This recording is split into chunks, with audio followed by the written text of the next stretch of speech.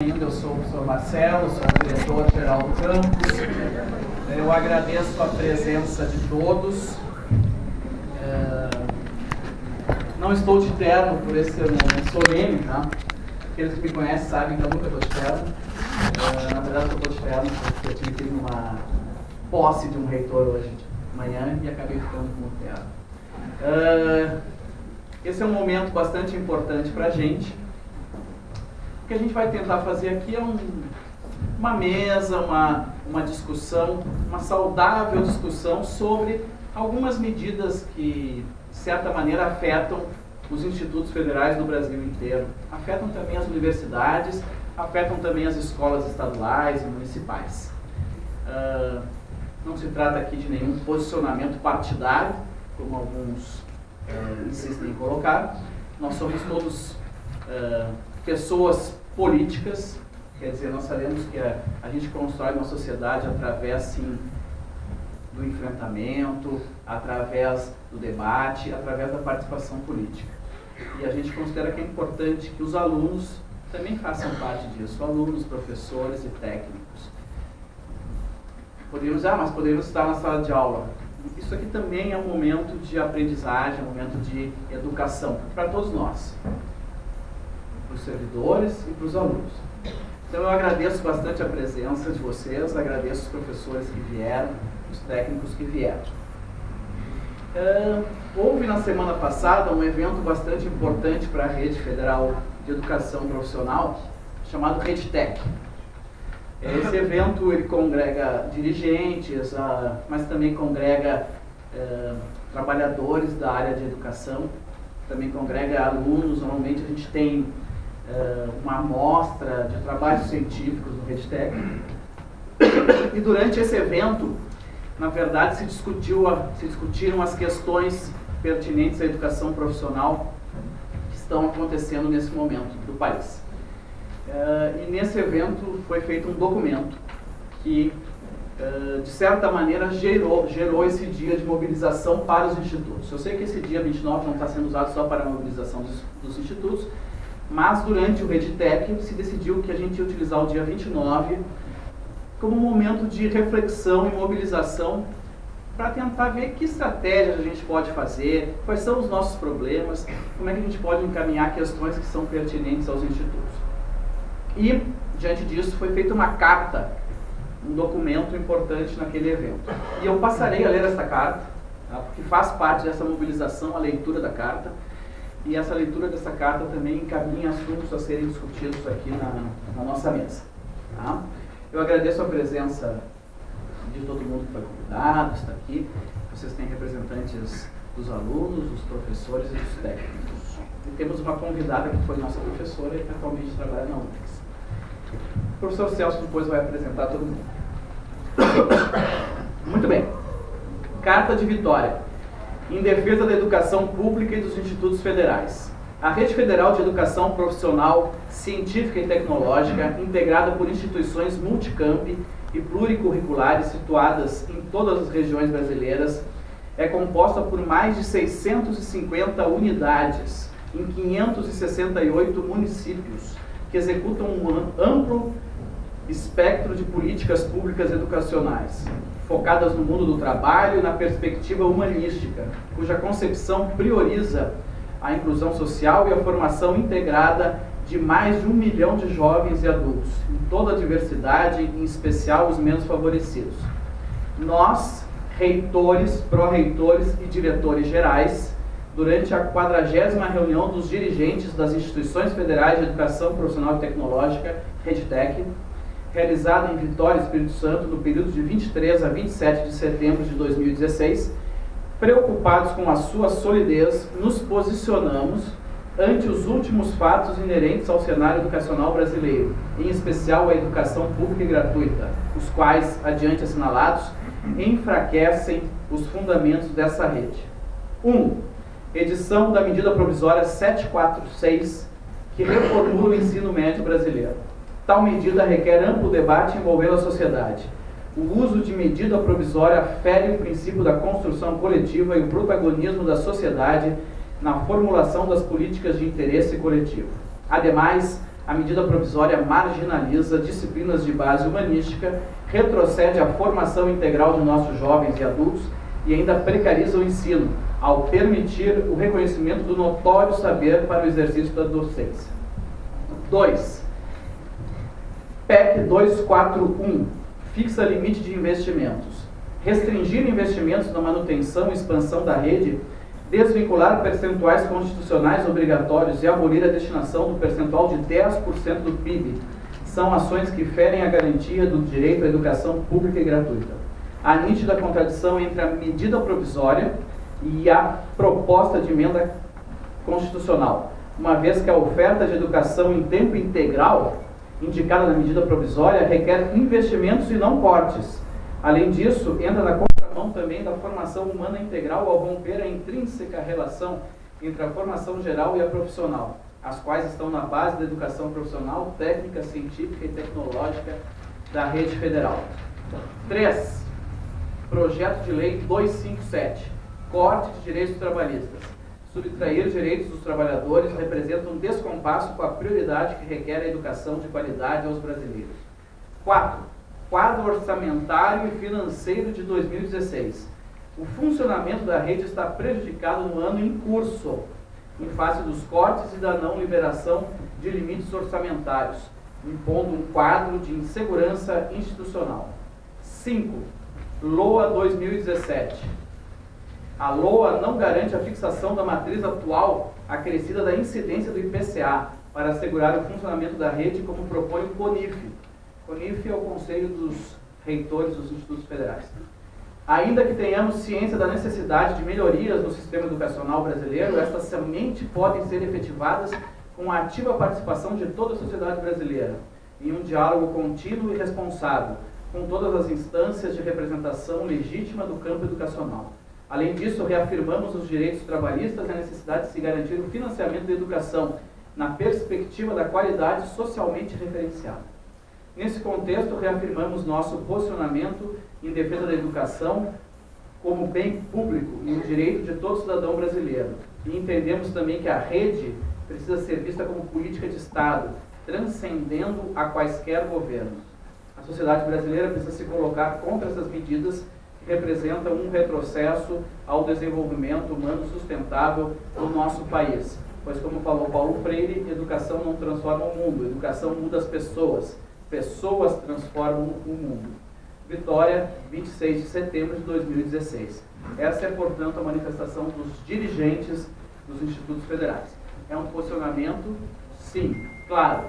Um posicionamento claro, contrário às medidas que estão sendo tomadas. Bom, pessoal, então, boa noite. Meu nome é Celso. Coube a mim fazer, então, a mediação desse momento de debate, de reflexão. Então, como o professor Marcelo já falou, a proposta dessa atividade aqui é que a gente possa, então, se apropriar um pouco dessas medidas, né, que o Marcelo se referiu, e também discutir, né, qual o impacto que isso pode causar na vida, não só do IFE, mas também na vida da sociedade, né, da sociedade brasileira. Para isso, então, a gente convidou algumas pessoas, né, para nos ajudar nesse debate. Então, convidamos alguns docentes, técnicos administrativos, discentes, né, e também convidados externos. Então, nós temos aqui o professor André Martins, que é professor aqui do IFE, da área de alimentos, né? Nós temos também o Vitor Marques, que é discente do curso do PROEJA, diretor-geral do Grêmio Estudantil e também coordenador de juventude da Central de Movimentos Populares. Nós temos também aqui o Emanuel Bedem, né, que é um servidor técnico administrativo do campus Porto Alegre. Temos também a servidora Juliana Prediger, aqui do meu lado, que é coordenadora de formação da SURIX, entidade sindical, e também servidora do campus do NAC, né, do núcleo de apoio ao acompanhamento dos estudantes, né. Temos também aqui o professor Lúcio Vieira, que é também aqui do campus Porto Alegre, da área da Química, e atualmente é o vice-presidente da Durix Sindical. E temos como professora convidada também a participar dessa discussão a professora Natália Labelle Sanches, que é da área de linguagens, né? Atualmente foi professora nossa e atualmente é professora da URGS. Então, no primeiro momento, a gente vai convidar que a professora Natália e depois o professor Lúcio façam uma pequena exposição sobre algumas dessas medidas, para que a gente possa se apropriar um pouco delas, e depois, então, a gente vai poder passar por uma discussão, ok? Pediria, então, que a gente tivesse no máximo de celeridade. Em torno de uns 15 minutos, tá? Para cada um. Oi, boa noite. É um prazer estar aqui hoje, né? Trabalhei 4 anos no Instituto Federal. Soube que havia esse momento hoje. Tenho enorme apreço pelo ensino técnico e profissional proposto desde 2008 pelo governo federal. E é bastante temerosa a forma como as coisas têm sido tratadas em vários momentos da nossa vida, de um tempo para cá. A minha fala é um pouco no sentido de esclarecer pontos bem específicos da medida provisória, né? Pontos que afetam, tenham certeza absoluta, o dia a dia de cada um de vocês, o dia a dia de cada um dos jovens que está na casa de vocês, das crianças que são pequenas, mas que vão para a escola daqui a pouco, dos jovens que estão lá no ensino fundamental, mas que daqui a muito pouco tempo vão estar no ensino médio. Então, a gente entender o que está acontecendo é entender o que vai acontecer com as nossas escolhas todos os dias, com o futuro dos estudantes, de modo geral, incluindo vocês no ensino profissional, técnico e profissional. Então, o que a gente tem visto nos últimos tempos estamos invadidos por muitas informações, de modo geral, via mídia. O que grande parte, né, da população, grande parte de nós, ficamos sabendo é o que a mídia nos conta. É o que as manchetes nos contam. E quando a gente não consegue ter acesso a de onde vêm essas informações, a gente se perde. A medida provisória é uma delas. Quinta-feira passada, uma semana atrás, a mídia disse: amanhã vai sair a medida provisória. E nessa medida provisória não vai ter mais para o ensino médio a garantia de frequentar aulas de educação física, não vai ter mais garantia de artes, não vai ter mais garantia de filosofia e sociologia. Então, isso causou um furdúncio, não sei se vocês acompanharam, mas foi as manchetes de jornal colocaram isso com muita força.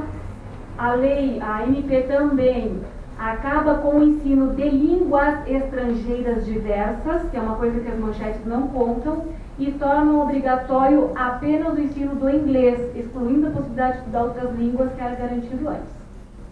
Então, a gente compra o que a mídia nos conta.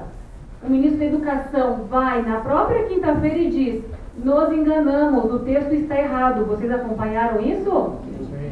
Gente, nos enganamos, o texto está errado. Fiquem tranquilos, sociedade brasileira, se acalme. Erramos, tem coisa errada. Vamos reformular o texto e na segunda-feira ou terça-feira da semana seguinte, esta semana, vamos publicar o texto correto. O que fez o governo? Numa edição extra do Diário Oficial, publicou no dia seguinte exatamente o texto publicado na mídia no dia anterior. Só que a mídia continua repetindo o discurso de fiquem calmos, está tudo certo.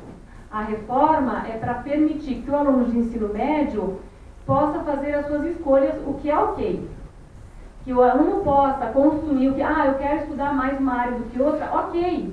Só que até isso, o que a mídia está nos vendendo que é para melhorar, é para o aluno estar mais na escola, é para o aluno de ensino médio poder escolher a sua formação de uma maneira mais autônoma, né, mais independente. O que a mídia está nos dizendo, vocês podem ler a MP inteirinha, em lugar nenhum está escrito que é assim.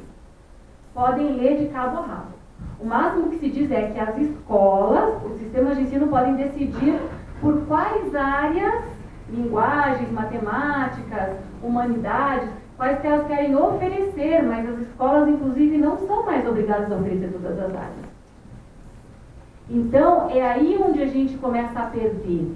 É aí onde, quando eu digo assim, isso vai afetar os nossos filhos, vai nos afetar enquanto vocês, alunos de ensino médio também, profissional, porque a educação profissional, ela acaba entrando de uma maneira muito complicada na NP. Então, a minha fala é um pouco no sentido assim, vamos nos informar, vamos entender o que está escrito ali, e quando alguém vier para dizer para a gente, mas olha, nada mudou, que vocês tenham condições de dizer, sim, mudou. Sim, a gente está informado, e como o Marcelo disse, não é uma questão partidária. Estou falando do que está escrito na lei. E assim, como a minha fala é curta, eu vou mostrar para vocês coisas muito específicas que provam que essas disciplinas desapareceram. A palavra é essa. Elas desaparecem do ensino médio. Não significa que elas não poderão ser ensinadas, ok? Eu não estou dizendo aqui que elas não vão poder ser ensinadas.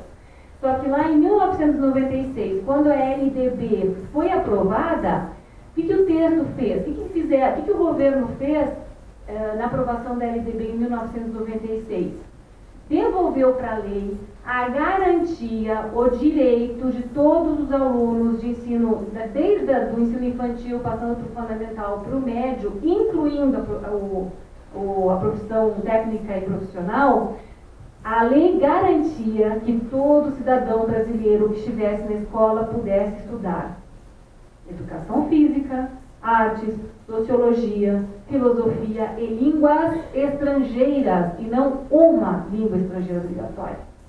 Então, eu acho que é o momento de a gente, como a gente está inundado de informação, o objetivo é entender onde está, e quando as pessoas chegarem até vocês dizendo, repetindo o que a mídia diz, que vocês tenham condições de dizer, mas eu vi, estava escrito lá no texto da lei que não é bem assim. Porque a gente se perde, é muita informação. E informação via mídia é mais complicada ainda. Então, a ideia é um pouco essa. Eu não sei se daria tempo de ler, mas tem alguns pedaços assim, para a gente só para vocês entenderem como é que esse tipo de lei, de texto, como é que eles mudam a realidade social através de palavras. Claro que não vai dar tempo de ler tudo, mas eu queria só fazer um exercício com vocês para vocês verem como, se a gente vê comparando, é fácil de perceber onde eles tiraram coisas da gente, né?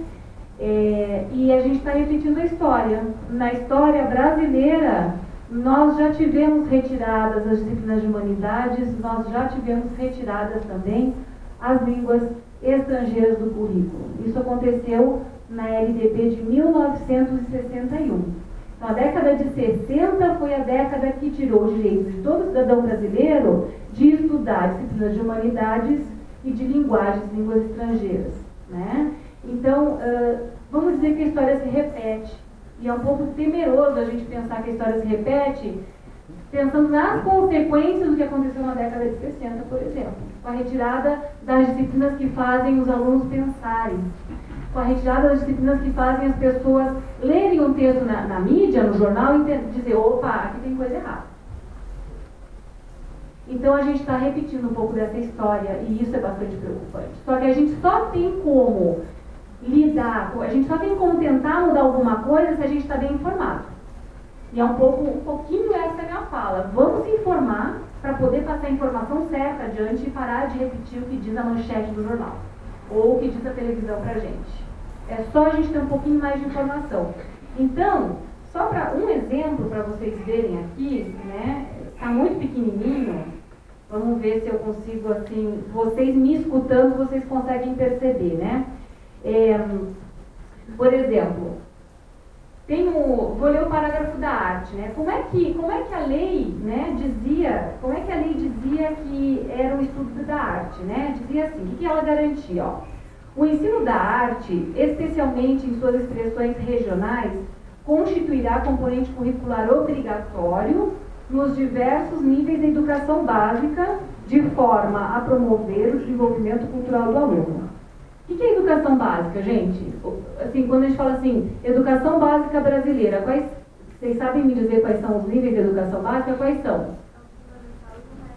fundamental, médio e infantil. Isso aí. Então, fundamental, médio e infantil, né? Os 3 níveis eles entram, é isso aí mesmo. Então, assim, as artes estavam garantidas para a educação básica, infantil, fundamental e médio.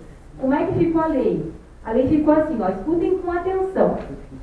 O ensino da arte, especialmente em suas expressões regionais, constituirá componente curricular obrigatório da educação infantil e do ensino fundamental, de forma a promover o desenvolvimento cultural dos alunos. O que ficou faltando?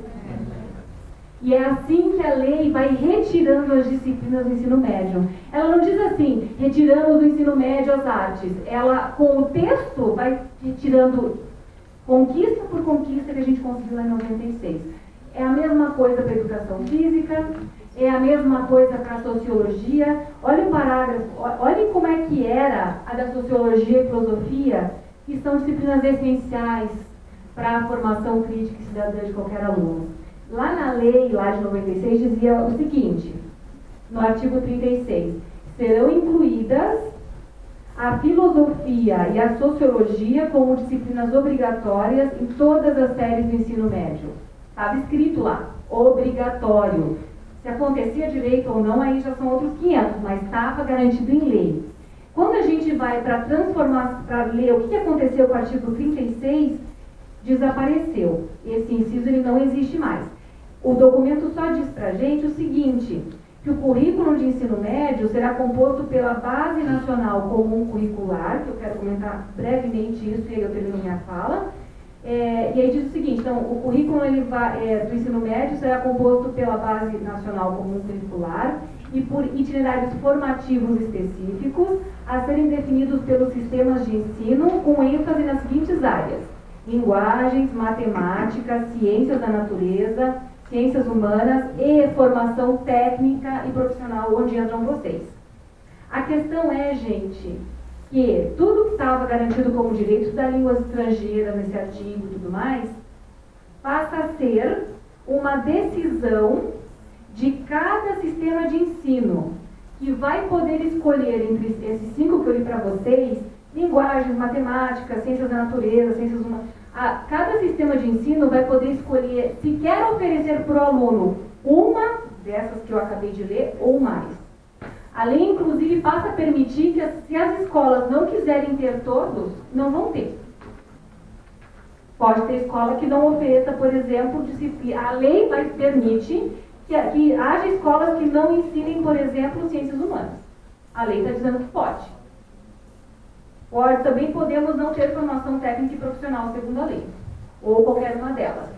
E aí, ó, a parte mais grave, que eu queria que vocês prestassem atenção nas notícias, é que o documento todo vai o tempo todo dizendo assim, que o ensino vai se organizar baseado nesse documento, Base Nacional Comum Curricular. Vocês sabiam que essa base não está pronta e não está aprovada? Ela não está pronta, ela não está aprovada. Nenhum de nós aqui sabe como é que esse texto vai ser. E o governo está dizendo que a gente vai ter que ele está aprovando uma mudança a partir do documento que ainda não existe e que a sociedade não sabe o que está escrito nele. Então, isso sendo aprovado significa que o Congresso Nacional estará aprovando que a educação se baseia em um documento que ninguém sabe o que tem dentro. Tá? Então, assim, é muito sério. Estamos na mão desse tipo de decisão e, enquanto sociedade, a gente tem que entender o que está acontecendo, para não sair repetindo discursos ou repetindo coisas que a gente lê sem entender. Então, assim, para nos posicionarmos, a gente tem que ter informação. Um pouco da minha fala é para dar um pouquinho dessas informações, mas que em outros momentos, for necessário, possível, eu posso vir em outros momentos com turmas menores, qualquer coisa. Mas assim, para vocês terem clareza de que a coisa é séria, essa base nacional comum curricular, ela estava quase aprovada. Tá? É assim, ela ficou sendo preparada por especialistas, professores universitários e tudo mais, por mais de um ano. Foi criando um documento que dissesse assim, como é que tinha que ser o ensino no Brasil inteiro. Tá? Só para vocês entenderem a história da base. O texto ficou pronto, de forma democrática, isso foi colocado para consulta pública, toda a sociedade podia ler, até saiu na televisão, que estava lá básica, que as pessoas podiam ler, podiam enviar, foram enviadas mais de 1 milhão de comentários críticos. Essa comissão começou a analisar quando houve a troca de governo, e a primeira coisa que o governo fez foi mandar toda a comissão embora. Eles destituíram todos aqueles especialistas, montaram uma nova comissão, e a gente não sabe o que essa comissão está fazendo com esse documento. E é esse documento que está dizendo que vai organizar todo o ensino médio. Então, assim, é delicado, é complicado e temos que estar atentos, né?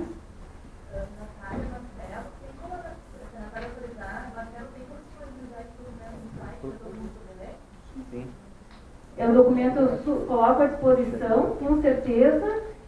Só para ele procura justamente ajudar nessa leitura, né? Porque se a gente lê só MP, a gente não entende. A gente lê a medida provisória e diz, nossa, mas ela é boa. A gente não consegue perceber, só lendo a medida provisória, o que a gente está perdendo. Então, esse documento ajuda vocês a fazerem essas comparações via leitura textual. Texto, ler e compreender o texto. Nada mais do que isso. Eu só estou dizendo para vocês o que está escrito ali. Mais nada. É o suficiente para a gente se arrepiar os cabelos. Tá certo? Muito obrigada. Eu acho que era a contribuição que eu podia dar em poucos minutos, mas é isso.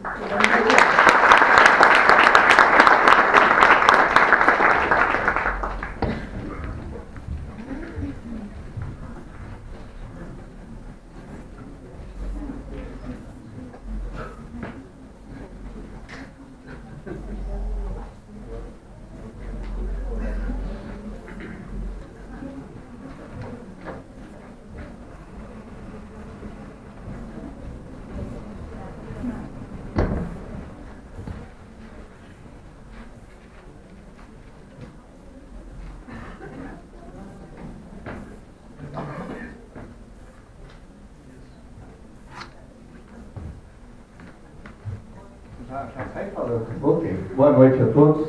Uma satisfação estar aqui, não apenas por ser um professor da casa, mas poder estar compartilhando esse momento importante da vida do Instituto para debater um tema relevante para todos nós. A professora Natália aqui nos brindou um estudo comparativo da lei, da medida provisória. Infelizmente o tempo dela é curto, assim como o meu. Eu pretendo tratar um pouco da PEC 241, mas não vou me furtar aqui para discutir um pouquinho da MP. Né? Interessante notar que essa MP já ultrapassou a casa dos 370 emendas lá no Senado. Na verdade, está no site do Senado, mas entre senadores e deputados, né? Porque como é medida provisória, ela transita no Congresso Nacional. Então, as duas casas que trabalham em cima dessa medida provisória, porque ela tem um tempo para ser aprovada, senão ela cai. E aí já começa aqui uma questão que eu queria explorar um pouquinho, se me permitirem, né? A educação num país é algo sério demais para ser tratada em medida provisória.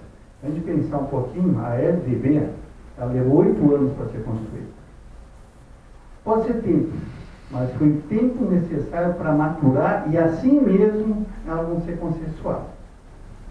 Aqui nós temos um dado. Medida provisória, obviamente, que é um instrumento legítimo criado na Constituição de 88 para o Executivo conseguir dar conta de algumas coisas emergenciais. Portanto, é verdade que o número dessa medida provisória é 746. Portanto, não é a primeira que é utilizada. Agora, ela tem uma contradição interna. Algumas a própria professora Natália trouxe aqui à baila, mas tem o fato de ser medida provisória. Quando é que um governo lança a mão de uma medida provisória? Quando há uma emergência. Nós mesmos professores, nós mesmos técnicos administrativos, já forçamos, brigamos que o governo emitisse uma medida provisória, porque nós queríamos, depois que a gente faz os acordos de negociação salarial, o governo tem que fazer um projeto de lei que altera o valor do salário, porque assim é na legislação, envia para o Congresso e o Congresso aprova. E essa tramitação, às vezes, demora bastante. E para garantir que a gente tenha os efeitos daquele acordo negociação salarial imediato, a gente pressiona o governo para fazer uma medida provisória. Senão haverá um prejuízo salarial para nós. Então, não é raro se usar medida provisória. O problema é quando se usa medida provisória para este fim. E aí tem uma questão chave. Esta medida provisória, ela aponta algumas coisas do tipo assim. A reestruturação do currículo está, e a professora Natália falou isso, está afeitas à questão referente à aprovação da Base Nacional Comum Curricular. Está em debate. O governo atual retirou da aprovação e remeteu para o ano que vem. Ela diz que os estados têm o prazo de 2 anos para aderir às propostas de reformulação. Ela diz que os currículos das licenciaturas devem se adaptar às novas bases definidas nessa medida provisória em 2 anos. Ora, se eu tenho 2 anos para fazer uma coisa, se eu tenho 4 anos para fazer outra coisa, efetivamente é porque a medida provisória não se justifica. Não há essa emergência. A emergência é se eu tenho que fazer agora. Se eu tenho 2 anos, qual é a emergência? Agora, quem sabe a história desse cidadão que está no Ministério hoje, a gente até compreende um pouquinho ele, né? Quem é esse cidadão lá, Mendonça? Ele foi vice-governador de Pernambuco durante 2 gestões e assumiu o governo quando o governador de então, que é o Jabra Vasconcelos, se afastou para concorrer ao Senado. E lá em Pernambuco ele criou uma coisa chamada Escolas de Tempo Integral para o Ensino Médio. E como a aspiração dele em 2018 é ser o candidato a governador de Pernambuco, ele está querendo fazer isso no seu cenário. Ele não está nem um pouquinho preocupado se isso vai dar certo ou não. Ele percebeu que os últimos dados da pesquisa que se refere à qualidade da educação brasileira reforça a ideia em todos nós que a educação brasileira está mal, e ninguém aqui vai dizer que não está mal, principalmente a pública, ela está mal. Então, identifica o problema e apresenta uma solução que não tem nada a ver com a solução do problema. Apresenta uma coisa que não tem nada a ver. Por quê? Porque a ideia é essa mesmo. É confundir. Tanto que diz que errou e depois publica a mesma coisa. Então, tem vários aspectos nessa medida provisória que vai nos mostrando que, efetivamente, ela não é eficaz no problema identificado. Bom, o que eu preparei um pouquinho aqui é para discutir uma outra coisa que é extremamente importante e toca a todos nós, que é esse projeto de emenda constitucional, por isso que ela se chama PEC, que é a 241, que essa, durante 20 anos, muda as coisas nesse país. E também, é uma característica interessante do governo, é que ele pega aquilo que está no senso comum, pega aquilo que é realidade e propõe soluções que não resolvem aquela realidade. Mas ele parte de um princípio real. A educação está mal, temos que mudar a educação. E todo mundo diz, é isso mesmo, temos que mudar a educação. Aí propõe aquilo. A economia está mal, há uma crise séria. Muito bem, então nós temos que mudar a economia. Então vamos propor isso aqui.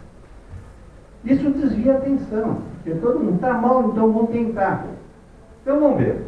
Isso aqui é a base do qual, está faltando as corzinhas aqui, a base do qual o governo está se propondo para fazer a PEC. Né? Sumiram aqui as coisinhas aqui. A despesa é essa aqui, ó. Isso aqui é de 98, aquilo é 2015. A despesa é isso aqui, ó. Qual é a cor mesmo, professor? Pois é, mas é vermelha. A despesa está crescendo sempre, né? Isso aqui é o IPCA, só que vai sempre aqui. A receita total vai caindo e o PIB vai caindo aqui também.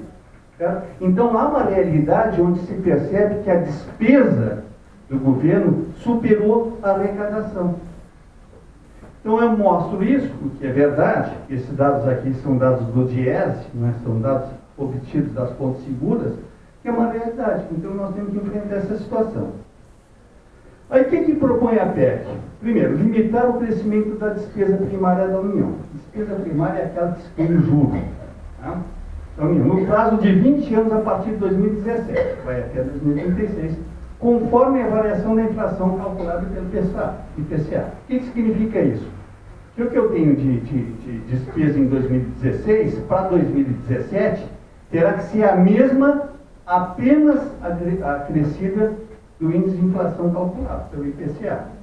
Os limites máximos dos exercícios futuros possuem essa base fixa, conforme os valores consolidados em 2016. É isso. Isso tem impactos enormes. Significa assim, que nada mais se expande em termos de serviço público. Nada mais. Por quê? Porque o dinheiro está definido qual é, apenas reajustado pela inflação. Portanto, restringe o orçamento fiscal da Seguridade Social de forma individualizada. Atinge todos os poderes, inclusive os órgãos de governo, e admite uma revisão do método a partir do 10º ano de vigência. Ou seja, mesmo que haja um crescimento do PIB, a economia melhore, o Brasil dê um salto, continua valendo durante 20 anos isso aqui.